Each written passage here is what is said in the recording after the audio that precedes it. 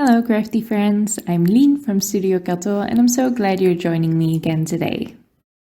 Today is another casual Friday here on my YouTube channel, but I have to admit this card isn't as clean and simple as usual.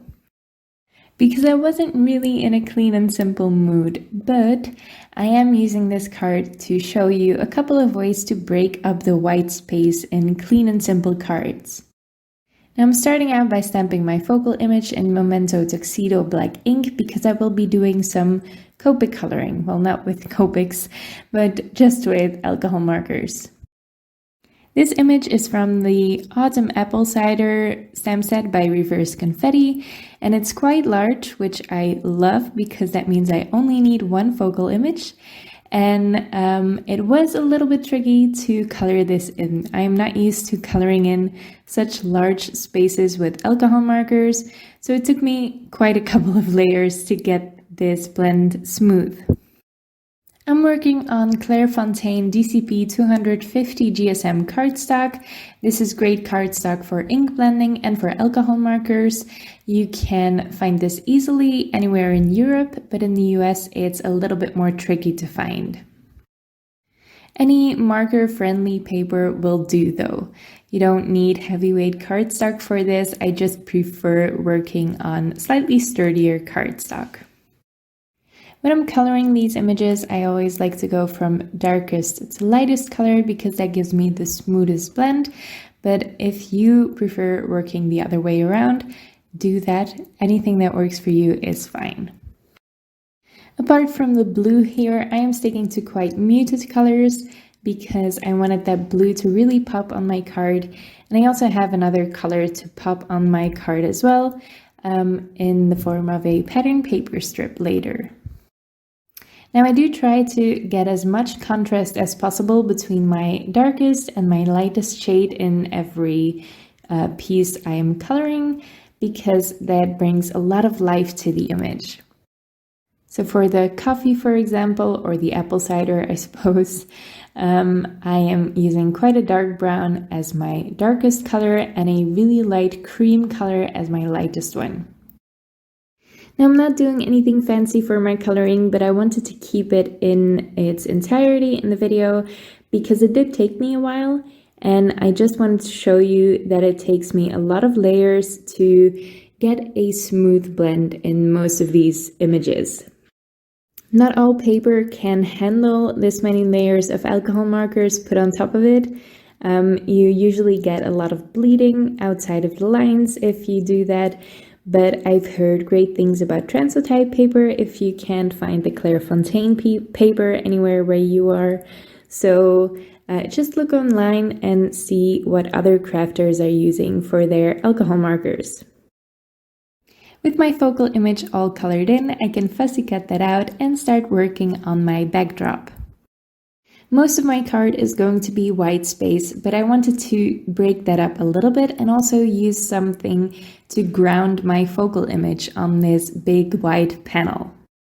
And my favorite way to do that is to stamp another image on there in a light ink, and the favorite ink for that is this Pumice stone ink. This is the Distress Oxide ink, and it looks really velvety on there. All Distress Oxides have that velvety finish to them, but I think the Pumice stone ink onto white cardstock really has a lovely glow to it. So the image I stamped on is the Fall Flowers by Reverse Confetti, and once that was on there, I can also splatter on some more of that Pumice stone ink. So this cluster of flowers and the little splatters will break up the white space. It just adds a little detail in the background, and it also grounds my image when I sit it on top of there, so it's not floating into nothingness. This Hello sentiment is by Mama Elephant. I die cut it 3 times out of craft paper, and I stack those together with the Barely Art Precision Craft glue. Another way to break up the white space is to add just a strip of pattern paper. The way I like to do this is work on a slightly smaller white panel first, then stack 4 pieces of thick cardstock, just cardstock scraps, behind it for some extra dimension, and glue the pattern paper strip behind it. So you add a little bit dimension and your card isn't all white. There's just an edge with a fun pattern on it. I also like to prop up my images on some foam tape, and this doesn't break up the white space necessarily, but it does add a shadow. So anytime you prop up an image on top of your card, you also get a shadow on top of your card. And that also adds a little bit extra that breaks up that white space. I really love adding dimension to clean and simple designs because it makes them look a little bit more intricate without taking anything away from all of that white space. Now, to add to the splatter effect, I am also adding in some Nuvo drops, just random here and there. Again, just adding a little splattering of Nuvo drops. These are the Ivory Seashell color. They're not really white, they're just a little off-white, and they're pearlescent as well. For my envelope, I used some really light craft cardstock, and I folded that into an A2 sized envelope with my We Are Memory Keepers 123 punch board. Then I can use my bone folder to reinforce those score lines and use the Braille Art Precision Craft Glue to adhere this envelope together. Now I really like to bring in just an element of my card into my envelope design if I'm not using pattern paper like a lazy person. And this time I chose to use green and the stamp that I used on my card as well.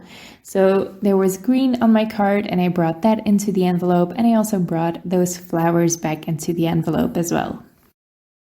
I'm just stamping those on with my Misty, and this ink is by Reverse Confetti. I will list the color in the description below. I really like how this card turned out. It's not as clean and simple as my usual cards are on Fridays, but I think it's still a really pretty fall card. I hope you like it too. If you did, make sure to leave a thumbs up on this video and leave your thoughts in the comments below. I would love to read them. You can also subscribe to my YouTube channel if you want to see more of my videos.